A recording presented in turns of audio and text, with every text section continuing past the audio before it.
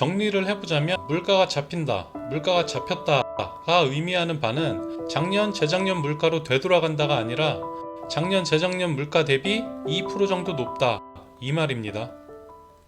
조기 은퇴한 남자. 여러분, 최근 들어 물가가 높아졌다는 것을 체감하시나요? 전 세계적으로 코로나 시기에 돈을 너무 많이 풀어서 물가로 고통을 받고 있다는 신문 기사는 많이 보셨을 거예요. 한국도 마찬가지죠. 최근 몇 년 사이에 물가가 엄청 올랐다는 것을 피부로 느끼고 계실 텐데, 예전에는 국밥이 6,000원, 소주 3,000원 했던 것 같은데 어느새 국밥 10,000원, 소주 5,000원, 식당 가보면 깜짝 놀랍니다. 너무 올랐어요. 미국도 물가가 너무 올라서 난리인데요. 현재 기준금리를 올려서 물가를 진압하고 있는 중이고, 정부에서 원하는 이상적인 물가 목표는 2%입니다. 현재 3에서 4% 정도 나오고 있는데, 매달 발표되는 이 지표에 따라서 금리를 내릴지 유지할지 더 올릴지 결정을 할 거예요. 물가가 오른 현상을 보고 어떤 분들은 간혹 이런 얘기를 합니다. 도대체 물가가 언제 잡히냐? 언제 내려가냐? 짜장면이 현재 8,000원인데 언제 다시 7,000원, 6,000원으로 되돌아가냐?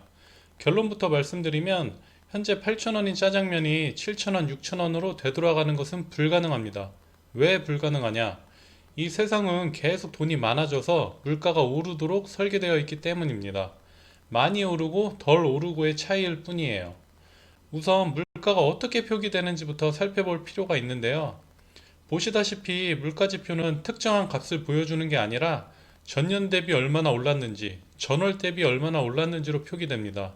예를 들어서 설명해 볼게요. 지금으로부터 1년 전 2023년 5월 새우깡 가격이 1,000원이었고 현재 2024년 5월 새우깡 가격이 1,100원이라고 가정해 봅시다. 그러면 2024년 5월 새우깡 물가 상승률이 발표되면 전년 대비 10% 늘었으니까 물가 10% 증가라고 표기되어집니다. 엄청난 물가 상승률이죠. 1년 만에 10%가 올랐으니까요. 다시 2025년 5월에는 새우깡 가격이 작년 그대로 1,100원이라고 가정해 봅시다. 그럼 2025년 5월 물가 상승률은 0%라고 표기되어져요. 우리는 1,100원이 여전히 비싸다고 느끼지만 물가 상승률은 0%로 나온다는 거죠. 그럼 정부에서는 물가 상승률이 0%이니 경기가 침체됐다, 시장에 돈이 안 돈다, 큰일 났다로 판단하고 금리를 내리고 돈을 풉니다. 그럼 물가가 다시 당연히 올라가요. 우리가 느끼기에는 아직 새우깡 가격이 1,100원이고 비싸다고 느껴도 정부가 보기에는 경기 침체가 온 거예요. 돈을 풀어야 되는 거예요. 정리를 해보자면 물가가 잡힌다, 물가가 잡혔다가 의미하는 바는 작년, 재작년 물가로 되돌아간다가 아니라 작년, 재작년 물가 대비 2% 정도 높다, 이 말입니다. 추가적으로 한 가지 더 확장을 해보자면 보시는 분들 중에 회사원들 많으시죠? 매년 연봉 협상을 하실 텐데 물가 상승률보다 연봉이 안 올라가면 오히려 연봉이 깎인 겁니다. 물가 상승률만큼 연봉이 올라갔다면 연봉이 동결된 거나 마찬가지고 물가 상승률보다 높게 올라가야 비로소 연봉이 오른 겁니다. 시간 되실 때 각자 물가 상승률 대비 본인 연봉이 얼마나 올랐나 계산해 보세요.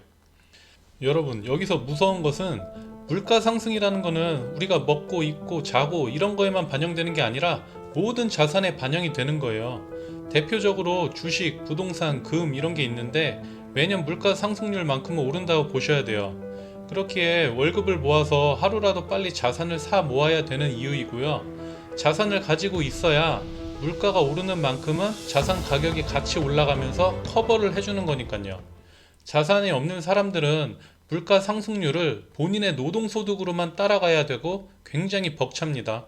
시간이 갈수록 자산이 있는 사람과 없는 사람의 격차는 기하급수적으로 벌어질 거예요. 그래서 나이가 어릴수록 월급을 아껴서 자산을 사야 되는 이유입니다. 근데 젊은 분들은 이 내용을 몰라요. 하루라도 빨리 자산을 사 모아야 되고 이게 나중에 엄청난 힘이 될 거라는 걸 모르니까 참 안타깝습니다. 조기 은퇴한 남자. 오늘 영상도 많은 도움이 되셨으면 좋겠습니다. 구독, 좋아요 부탁드릴게요. 시청해주셔서 감사합니다.